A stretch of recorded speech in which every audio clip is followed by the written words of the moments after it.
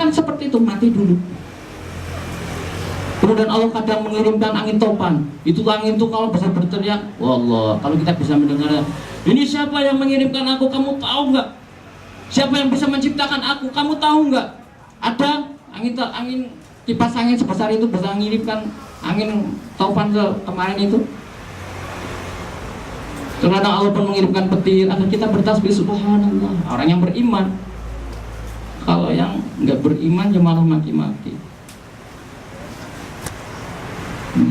Ya, jadi harus kita latih menghadirkan seluruh kebesaran Allah ke dalam hati kita, agar ketika kita sakaratul maut, la ilaha illallah Muhammadur Rasulullah. Itulah kuncinya. Apa yang kita lakukan hari ini, apa yang kita perjuangkan hari ini hanya untuk waktu itu. Mbak-mbak, waktu di penampungan ada yang 2 bulan lebih enggak? Masya Allah itu untuk mempersiapkan apa? Untuk datang ke sini nih. Seperti itu, untuk datang ke sini. Nah, kita pun seperti itu. Kita siapkan nih. Orang mau bertanding, wah latihannya tuh kalau yang ikut bela diri itu komite, masya Allah, mau naikkan dan 2 saja 3 bulan itu masya Allah, lari kakinya dikasih beban 2 kilo, masya Allah, lari hanya untuk kayak gitu dapatkan sabuk saja itu. Nah, untuk dapatkan jannah yang kenikmatannya, pernikahan yang tidak ada pengkhianatan, semua apa-apa datang sendiri ketika kita berbisik menginginkan. Selama-lamanya, bukan sementara, bukan naik balik lagi ke dunia, bukan selama-lamanya. Untuk mempersiapkan itu hanya untuk ini kita ini, untuk melewati satu pintu satu saja ini. Ketika sang mau datang, mau diambil ini secara baik apa buruk. Kalau dalam lisan kita, dalam hati kita mau diambil, wah Allah, sang pencabut nyawa sudah hadir, aku merindukan engkau. Dikatakan la ilaha illallah Muhammadur Rasulullah. Maka kata Allah, man syahada an la ilaha illallah wa anna Muhammadar Rasulullah haramul nar alaihi. Kata Allah, siapa saja yang mengucapkan kalimat la ilaha illallah, diharamkan baginya api neraka. Nah, harus kita latih. Nah, bagaimana caranya menghadirkan kebesaran Allah? Kata Allah di berbagai macam firman itu mengatakan di dalam diri kita, di lingkungan sekitar kita itu sebenarnya semua itu ada tanda-tanda kebesaran Allah bagi orang-orang yang beriman, bagi orang-orang yang memfikirkan, bagi orang-orang yang berakal. Itu banyak sekali surat itu mengatakan. Nah, dalam diri kita ini apa sih kebesaran Allah? Allah ini kalau tidak mengatur pertumbuhan rambut kita di kepala sama di alis, padahal sama-sama rambut itu, seperti apa itu panjangnya rambutnya kalau sama pertumbuhannya itu? Subhanallah, Allahu Akbar. Gigi sama kuku kita ini, tanya sama kedokteran sama ilmuwan, bahannya itu sama, tetapi kok Allah atur pertumbuhannya. Coba kalau pertumbuhan gigi kita sama dengan pertumbuhan kuku kita, setiap minggu kita potong kuku. Allahu Akbar, tanda-tanda kebesaran Allah. Ayo apalagi? Ketika Allah menciptakan tikus, pertumbuhannya itu cepat sekali daripada kita ini manusia, lebih cepat tikus loh. Tetapi Allah atur itu. Kita nggak tahu pernah tikus itu mati di mana ya. Kok nggak pernah banyak, padahal pertumbuhannya itu cepat sekali dan banyak. Coba kalau pertumbuhannya ya biarkan Allah biarkan itu lebih banyak dari manusia, bisa kita yang dimakan tikus itu. Masya Allah, kebesaran Allah. Kemudian Allah ketika Allah menurunkan hujan, kemarin hujan, 2 hari yang lalu hujan. Kalau hujan deras seperti itu Allah turunkan itu ya. Ini kata Allah sendiri, dalam turunnya hujan itu ada tanda-tanda kebesaranku bagi orang-orang yang beriman. Nah, 1 hari hujan, kalau mbak-mbak mas-mas ini tampung mungkin sudah bisa jadi 1 danau ya mas ya. Sebanyak itu, derasnya seperti itu. Apakah pernah kita berpikir ada tanda-tanda kebesaran Allah di dalamnya? Apa malah kita maki malam minggu mau keluar, wah sialan sekali ini hujan, si itu udah menunggu ya. Enggak, kita pikirkan, mari kita bersama belajar. Saya juga belajar, kalau saya ngomong terus seperti ini ya tentang kebesaran Allah, maka dalam diri saya pun kebesaran Allah yang ada, bukan kebesaran makhluk atau manusia. Sebelum Allah turunkan hujan ini, bapak-bapak, ibu-ibu, kita pernah naik pesawat ya, semua pernah naik pesawat ini.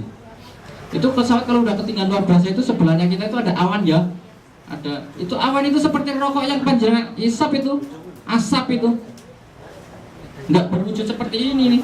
Kok Allah bisa menampungnya di situ tuh sebanyak itu, beribu-ribu kubik air itu. Allah tampung di seperti itu, nggak jatuh tuh, nggak ditompang dengan apa tuh Allah, kebesaran Allah itu. Sebanyak itu. Kemudian Allah dengan rasa sayangnya, bapak-bapak, ibu-ibu, kalau Allah tuh nggak sayang sama kita, sebanyak itu air Allah buka saja langit, tempakan belet, hancur semua, rumahnya mati semua kita. Tapi Allah enggak, dengan rasa sayangnya maha penyayang, turunkan perlahan itu kecil-kecil lagi, terus nggak menyakiti kita. Subhanallah, alhamdulillah, wala ilaha illallah. Kemudian Allah Maha Adil, Allah turunkan di mana saja tempat maksiat itu, kandangnya babi, kandangnya manusia, tempat pengajian, tempat yang nggak benar, Allah turunkan sama itu, ya nggak disakiti sama itu. Nah itu semua karena di dalam bumi ini masih ada yang orang mengagungkan Allah, la ilaha illallah.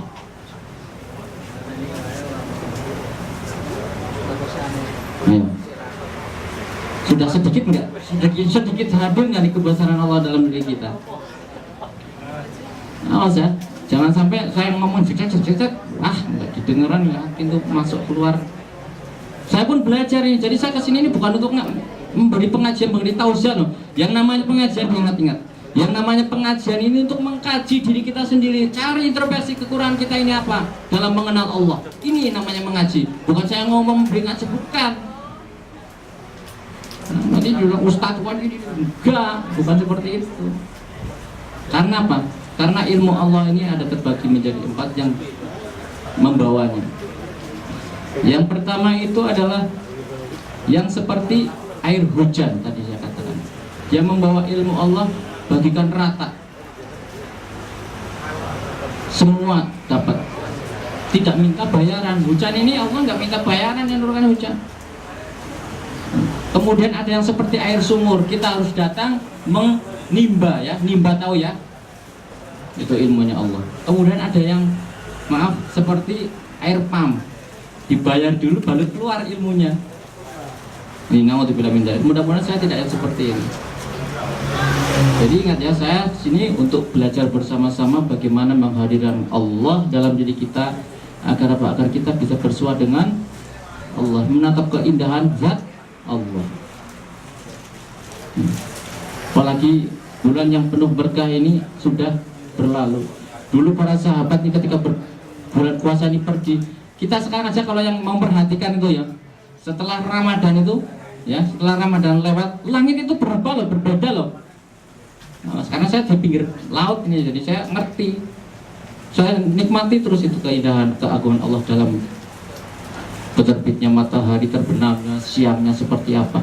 Kok pagi bisa merah seperti itu, siang bisa putih seperti ini, malamnya bisa merah lagi, bertasbih sampai nangis saya itu. Kemudian ketika Ramadan lewat, ya Allah, sudah tidak ada lagi 1000 bulan kita dapat. Sahabat lebih berduka lagi kalau Ramadan pergi. Tapi masya Allah, namanya di Cilung ya, kalau tahu Mas Yoko sudah pernah ke sana. Tempatnya tuh karaokean banyak sekali.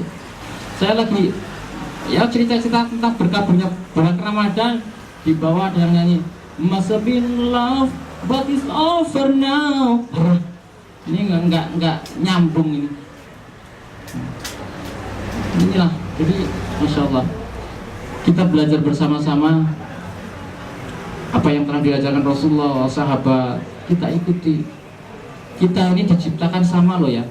Kita ini diciptakan sama, jangan sampai kita jadi korban, maaf ya, korbannya teknologi orang-orang Yahudi. Kita boleh gunakan untuk yang bermanfaat, tapi jangan menjadi kita diperbudak. Tuhannya jadi, maaf, laptop jadi handphone. Terus kata Kiai yang di Cung itu malah kemarin katanya anaknya telepon minta kiriman, di sini ibunya main handphone, cerat itu. Saya ingat terus itu, ya Allah, jangan sampai seperti itu ya. Kita harus ingat Allah, kita harus ingat keluarga kita. Jangan sampai kehadiran dunia ini, waduh, dunia ini ya, kalau kita inginkan itu akan menyempitkan hati kita, akan kurang terus. Saya merasakan tuh, dan merasakan. Saya dulu, maaf ya, ketika pulang dari Amerika itu bawa yang cash itu ya, masalah lagi Krismon dilala ya, saya bertahan di sana cuman satu tahun 8 bulan karena diusir ya, setelah kejadian WTC itu diusir, deportasi semua 40 orang itu. Tapi alhamdulillah sudah bawa sekitar cashnya itu 780 juta. Itu belum menikah. Nah, itu ternyata dunia, saya belum tahu itu kalau dunia itu jeluang, itu kertas itu bikin sempit orang. Ternyata setelah punya itu banyak masalah kayaknya. Bukan jadi senang itu enggak, tapi banyak masalah. Allah, jadi nggak bisa tidur. Bagaimana mau tidur? Baru keluar jam 11 malam, pulang temen yang lainnya datang lagi ngajak keluar lagi biliar sampai pagi jam 3. Ya terus mau seperti itu terus. Masya Allah. Subhanallah ya. Saya jadi ingat kalau bapak-bapak yang mbak-mbak ibu-ibu ya di sini yang sudah di atas 7 tahun ya, Masya Allah. Allah mengirimkan hidayah ini salah satunya lewat saudara saya di belakang jenengan itu loh, yang pakai